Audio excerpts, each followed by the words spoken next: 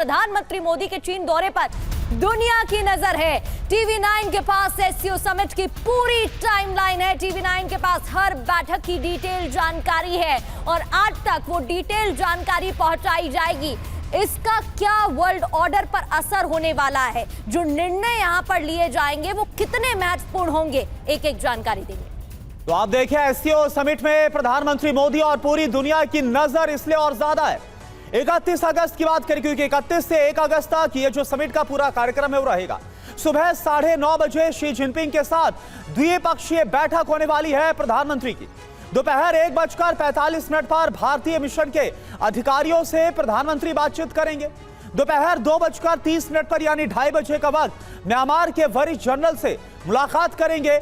शाम 4:30 बजे का वक्त फोटो सेशन होगा, जिनपिंग का संबोधन होगा। अब बात करते हैं अगले दिन यानी नेक्स्ट डे क्या होगा। 1 सितंबर सुबह 7:30 बजे एससीओ नेताओं की बैठक होगी और फिर भाषण होगा।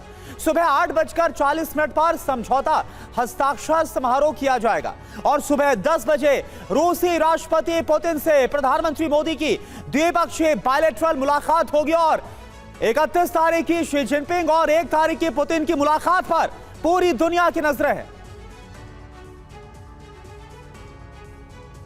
बिल्कुल, और अब आपको कुछ तस्वीरें भी दिखाते हैं। ये प्रधानमंत्री नरेंद्र मोदी के चीन दौरे की तस्वीरें हैं। देखिए कब कब पीएम मोदी चीन गए, आपके सामने ये तस्वीरें। सबसे पहले बीजिंग, मई 2015 की बात करते हैं। ये प्रधानमंत्री नरेंद्र मोदी का दौरा। फिर सितंबर 2016 का वो दौरा जहां पर वो हांगझू गए थे। और इसके बाद 2017 की बात करें तो शियामेन, सितंबर 2017 का ये प्रधानमंत्री नरेंद्र मोदी का दौरा। अप्रैल 2018 की बात करें तो वुहान प्रधानमंत्री नरेंद्र मोदी दौरे पर रहे और 2018 जून की वो तारीख जब किंगदाओ में प्रधानमंत्री नरेंद्र मोदी का दौरा था और अब तियानजिन जाने वाले हैं। संदीप त्रिपाठी सर, हम बात कर रहे थे कि कैसे चीन और भारत एक पेज पर आने की कोशिश कर रहा है, लेकिन क्या ये उतना आसान होगा? हम ये भी नहीं भूल सकते हैं कि जब elephant Tengo, dragon elephant Tengo और पुतिन एक साथ होंगे तो हिस्सेदारी 33% होगी जीडीपी की और 38% पॉपुलेशन की। लेकिन क्या ये इतना आसान होगा और क्या इसका इतना आसानी से असर आने वाले समय में देखने को भी मिल पाएगा?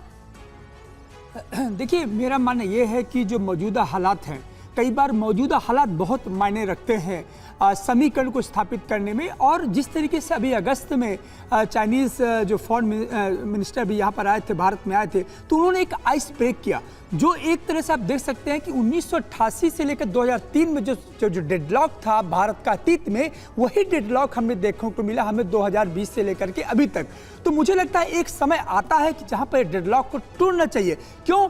क्योंकि यदि आप पूरे ग्लोबल ऑर्डर की बात करें तो एक तरफ जो पूरी तरह से जो वेस्टर्न हेजमनी है, उस हेजमनी को यदि कहीं भी सबसे अधिक कोई दिक्कत होती तो भारत को होती, क्योंकि भारत की विदेशी नीति में मल्टीपोलरिटी को हमेशा एक प्रमुख स्थान रहा है। और इस तरीके की जो बैठक होती है एससीओ में, जब आदरणीय प्रधानमंत्री जाते हैं तो वहां से एक संदेश ये जाता है कि ये जो ऑर्डर, ग्लोबल ऑर्डर है, इस ग्लोबल ऑर्डर में सभी की आवाज़ इंपॉर्टेंट होती है।